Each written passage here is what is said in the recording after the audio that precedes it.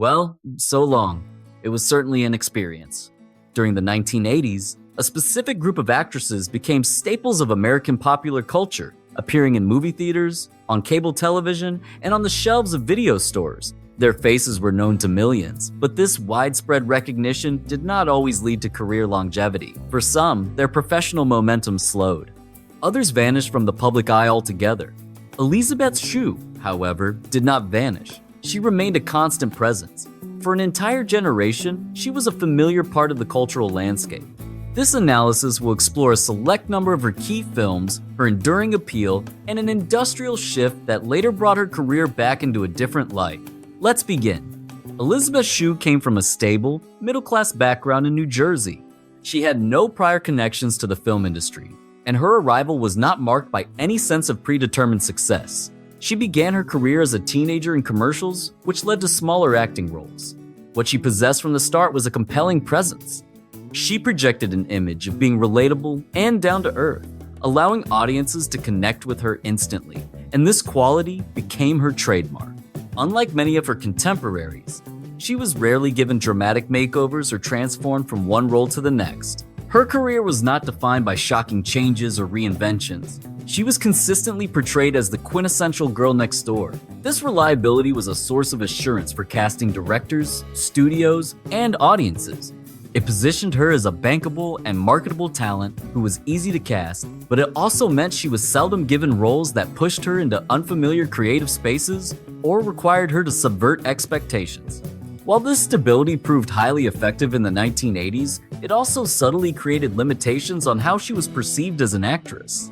Her major breakthrough arrived in 1984 with The Karate Kid, in which she played Ali, Daniel's romantic interest. While the role itself was not large, the film was a massive success. Viewers remembered her performance, and the character had a level of authenticity often absent in teen films of that era. Then, in 1987, she took the lead role in Adventures in Babysitting. That movie elevated her to a central position. Her performance was exceptionally warm and relatable, with a natural and unforced humor. The film was by no means a favorite among critics, but it found a strong connection with the public, eventually becoming a recurring feature on television and in home video collections. By the end of the 80s, Elisabeth Shue was seemingly everywhere. You would encounter her in the cinema, on cable channels, and at the video rental store. She was not the only one on this path. Numerous actresses from the 1980s experienced a similar career arc. Shue, for instance, became hugely popular after her roles in The Breakfast Club and St. Elmo's Fire. However, by the early 1990s, her public profile had diminished significantly. Acting opportunities dwindled, and she largely withdrew from mainstream cinema. On the other side of the spectrum was someone like Michelle Pfeiffer, who also had considerable visibility in the 1980s. With films like Scarface and Married to the Mob, she transitioned in the late 80s and early 90s into more complex and prestigious projects like Dangerous Liaisons, The Fabulous Baker Boys, and Batman Returns. She successfully shifted to more artistically challenging work and sustained that level of success. Shue's career existed somewhere in the middle. She continued to find work, but the roles she was offered did not seem to propel her career forward. The late 1980s and early 1990s were a prosperous time for many actors. The home video rental market was enormous, and films that might have otherwise faded after their theatrical release continued to find an audience. She appeared in many of them: Cocktail in 1988, Back to the Future Part 2 and Part 3, and Soap Dish in 1991. These were not insignificant films. She was co-starring with figures like Tom Cruise, Michael J. Fox, and Sally Field. Yet the roles themselves were often confined to being the girlfriend, the love interest, or a supporting character. Looking back, it's clear that many of the actors who became famous in the 1980s were working within a fairly restricted set of roles. This was not a reflection of their talent, but rather of the fact that the available roles often revolved around a narrow range of themes.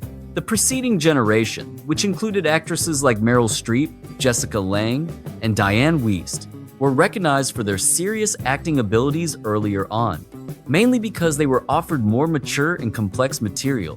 The 1980s ushered in a change in cinematic tone. Films became more lightweight, more accessible, and more oriented toward a broad commercial audience. Actors who emerged during this time were not necessarily worse off, but they entered an industry landscape that presented fewer chances to explore their artistic range in the same manner. By the early 1990s, Shue began to make different career decisions. She pursued smaller, more raw projects, films that were not centered on her being pleasant or safe. In 1994, she was in Radio Inside, an independent drama that saw very little distribution. Then, in 1995, she collaborated with Steven Soderbergh on The Underneath, a crime film with a noir sensibility where she played a morally complex character. It did not find commercial success, but it showed she was moving beyond what was expected of her. She was consciously pursuing material that would challenge her as a performer, and this effort laid the groundwork for her next significant role. In 1995, Leaving Las Vegas was released, and I remember my initial reaction upon hearing Elisabeth Shue was in it was one of surprise. This was not because I questioned her acting ability, but because the role felt completely detached from anything she had been cast in before. The film is unflinching in its portrayal of addiction, self-destruction, and a relationship that forms in the void between these two forces. Shue portrayed Sarah, a sex worker who develops a bond with Nicolas Cage's character, a man deliberately drinking himself to death. What was most striking about watching Leaving Las Vegas was not just that Elisabeth Shue was excellent, but how incredibly restrained her performance was. The film is very much driven by Nicolas Cage's central performance, but it simply would not be effective without her. She never tries to overshadow him or demand the audience's focus. She simply holds her own within a narrative that offers very little comfort to its characters. Nothing about her performance feels forced or overly dramatic. The story unfolds with a kind of unsettling realism that makes the events on screen feel more like lived experience than a scripted performance. As resilient as Shue's character seems on the outside, there are moments when a deep vulnerability becomes visible. It is an astoundingly subtle piece of acting, and one that quietly recontextualizes everything you might have previously thought about her as an actress. The subsequent Academy Award nomination did not introduce a new version of her. It merely highlighted a capability that had been present all along, which inevitably makes one wonder how her career might have unfolded if this type of role had been a more frequent opportunity rather than an anomaly. Recognition from the Oscars doesn't always transform a career. Shue received the nomination and the acclaim, but the film offers that came afterward did not reflect this new level of recognition. She continued her acting career, but she grew more discerning about her projects. She struck a balance between her professional and personal life. She married and raised a family. Some observers might see this as a retreat from her career, but it was not. It was about creating a sustainable life. The pressure to constantly pursue a high volume of projects had subsided. Films such as Pearl Meadow and Hollow Man had their theatrical runs and then faded. These roles didn't significantly elevate her profile, but they also didn't detract from it. She managed to stay active in the industry without experiencing burnout. For a considerable period, television was viewed as the destination for actors whose film prospects had diminished. However, in the 1980s, it also functioned as a springboard. Michael J. Fox, for instance, transitioned from Family Ties to Back to the Future. Bruce Willis made the leap from moonlighting to Die Hard. Robin Williams ascended from Mork and Mindy to cinematic stardom. TV was the transitional step. Film was considered the ultimate achievement. But that dynamic has since inverted. Prestige television emerged as the medium where actors could produce their finest work and cultivate long-term careers. Elisabeth Shue navigated this industry shift at the perfect moment. She appeared in CSI Crime Scene Investigation during the mid-2000s, followed later by Cobra Kai, in which she revisited her role from The Karate Kid, and more recently The Boys, where she portrays a morally ambiguous character in one of the most popular shows on streaming services. She didn't transition to television because her film career was over. She made the move because television had evolved into the more compelling option. There is nothing hyperbolic about the story of Elisabeth Shue. Her narrative isn't built on scandal or a mysterious retreat from public life. It's about timing. It concerns the point at which an artist enters the field and what that field happens to be looking for at that specific time. Some of her contemporaries did manage to break through into a different echelon of fame. Performers like Michelle Pfeiffer, Susan Sarandon, or Gina Davis were given parts that fundamentally changed how they were perceived. Elisabeth Shue's career took a more consistent trajectory, one that was long, stable, and by any logical metric, successful. And her work in Leaving Las Vegas offers a fascinating glimpse of an alternative path. It was not a direction she needed to take, but one that naturally inspires curiosity. What defined her enduring appeal was her consistency. She rarely strayed from what was effective. Her character interpretations remained grounded and familiar for over 4 decades. She fostered strong professional relationships and was never truly marginalized within the industry.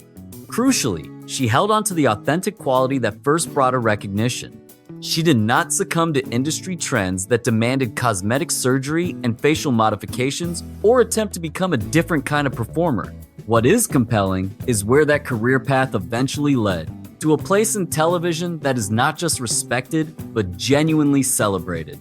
Shows like Cobra Kai tap directly into a collective sense of nostalgia for an entire generation, while The Boys casts her in a much darker, distinctly contemporary project.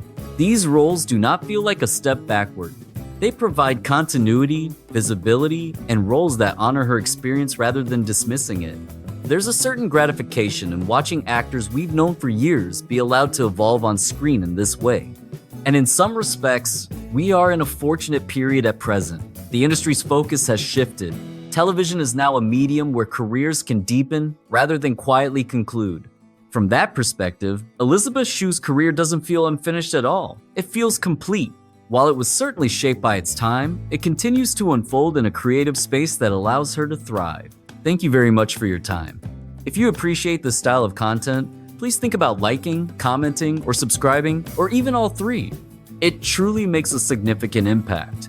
And as always, I sincerely look forward to seeing all of you in the next video.